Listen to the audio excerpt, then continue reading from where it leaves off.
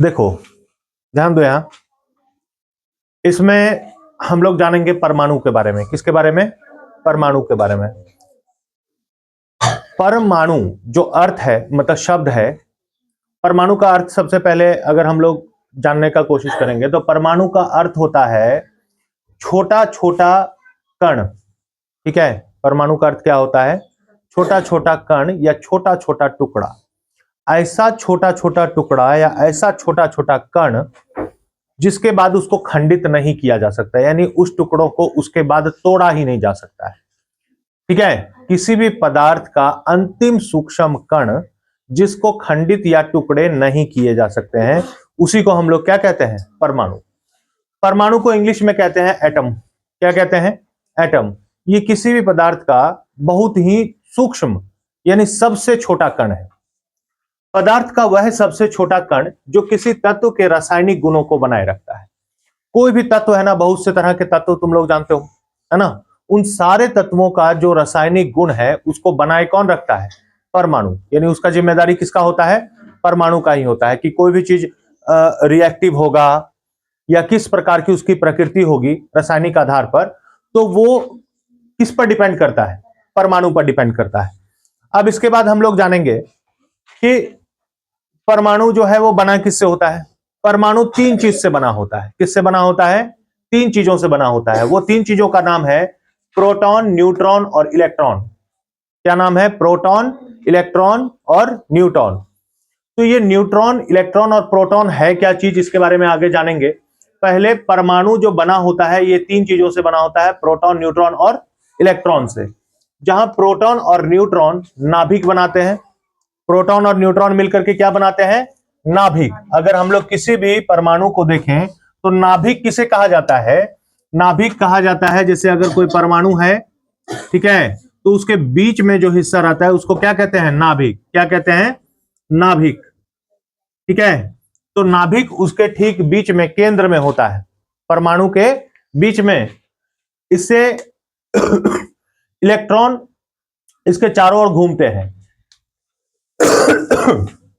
देखो, इलेक्ट्रॉन क्या करता है? इसके चारों ओर चक्कर लगाते रहता है।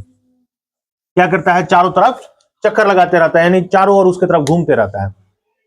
इसको इस प्रकार से तुम लोग समझ सकते हो, जैसे तुम लोग जानते हो ना कि सूर्य का चक्कर सारे ग्रह लगा रहे हैं, ना, एक निश्चित दूरी पर, एक फिक्स रास्ते पर, कक्षा में सब उसका चक्कर लगा रहा है।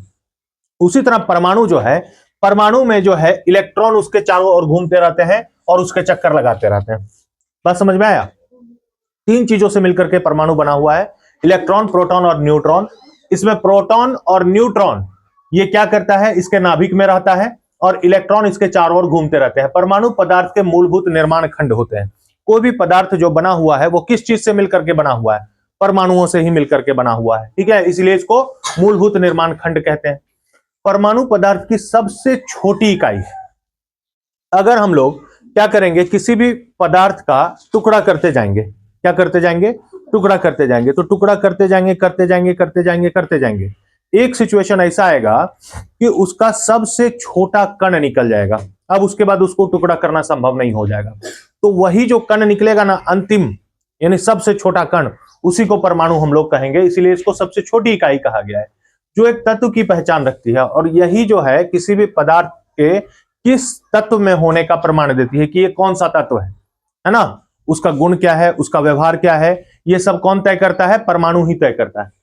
परमाणु की संरचना में परमाणु के केंद्र में नाभिक रहता है, जिसको हम लोग न्यूक्लियस कहते हैं। इसमें प्रोटॉन और न्यूट्रॉन होते हैं। न्यूक्लियस में ही प्रोटॉन और न्यूट्रॉन यहां पर गुच्छे के रूप में संरचना बना करके रहता है। देखो इस प्रकार से। ठीक है, यहां बताया है तुम लोग को, प्रोटॉन और न्यूट्रॉन यहीं पर रहता है, प्रोटॉन और न्यूट्रॉन। ठीक है, प्रोटॉन क्या होता है? ये धनात्मक आवेशित कण होते हैं, यानी एक पर पॉजिटिव चार्ज होता है। किस पर? प्रोटॉन पर कौन सा चार्ज होता है? पॉजिटिव चार्ज होता है, यानी घनावेशित होता है। ये धनात्मक आवेशित कण होते हैं जिसको पॉजिटिव चार्ज कहते हैं। और न्यूट्रॉन जो होता है कोई आवेश नहीं होता है, ये उदासीन कण होते हैं। अब इलेक्ट्रॉन क्या है? ये ऋणात्मक आवेशित कण होते हैं। जैसे पॉजिटिव चार्ज वाला प्रोटॉन हुआ, इलेक्ट्रॉन क्या हुआ? नेगेटिव चार्ज वाला। इसमें नेगेटिव चार्ज होता है इलेक्ट्रॉन में, ये इसके चारों तरफ चक्कर काटते रहता है, काटते रहता है, काटते रहता है। ठीक है, चारों ओर चक्कर लगाते हैं। परमाणु शब्द का अर्थ है वह कण जिसे और छोटे टुकड़ों में नहीं बांटा जा सकता है। ठीक है, यानी अभी तक ये चीज था कि परमाणु के अंतिम सूक्ष्म, मतलब परमाणु जो पदार्थ के अंतिम सूक्ष्म कण है उसके टुकड़े नहीं किए जा सकते हैं, लेकिन मॉडर्न साइंस में हो सकता है ये और ज्यादा डेवलप हुआ हो, है ना, और उसका भी खंडन करना संभव हो पाया हो। लेकिन अभी तक हम लोग जो देखते हैं बुक्स वगैरह में हम लोगों का जो दिया हुआ है वो इतना ही बात दिया हुआ है कि परमाणु जो है इलेक्ट्रॉन, प्रोटॉन और न्यूट्रॉन की बनी हुई एक सूक्ष्म संरचना है, जिसमें इलेक्ट्रॉन और ये प्रोटॉन और न्यूट्रॉन जो है उसके नाभिक में होते हैं केंद्र में, और इलेक्ट्रॉन उसके चारों तरफ चक्कर लगाते हैं। प्रोटॉन घनावेशित होते हैं और इलेक्ट्रॉन जो है वो ऋणावेशित होते हैं। अच्छा, अब ये घनात्मक और ऋणात्मक का क्या मतलब है ना। आवेश का मतलब तुम लोग समझते हो, किसी भी प्रकार का चार्ज, है ना। जैसे तुम लोग देखा होगा कि किसी भी विद्युत के तार में एक प्लस रहता है दिया हुआ, एक माइनस दिया हुआ रहता है ना। जैसे बैटरी ही देखा होगा, तो बैटरी में तुम लोग हमेशा देखा होगा कि दो प्रकार की चिन्ह दिए हुए रहते, दो प्रकार के, एक प्लस एक माइनस। तो प्लस का चिन्ह जहां पर दिया हुआ रहेगा ना, तो इसका मतलब क्या होता है, उस तरफ कौन सा चार्ज है, पॉजिटिव चार्ज है, और जिधर माइनस दिया हुआ रहेगा उधर उसका मतलब क्या है, नेगेटिव चार्ज है।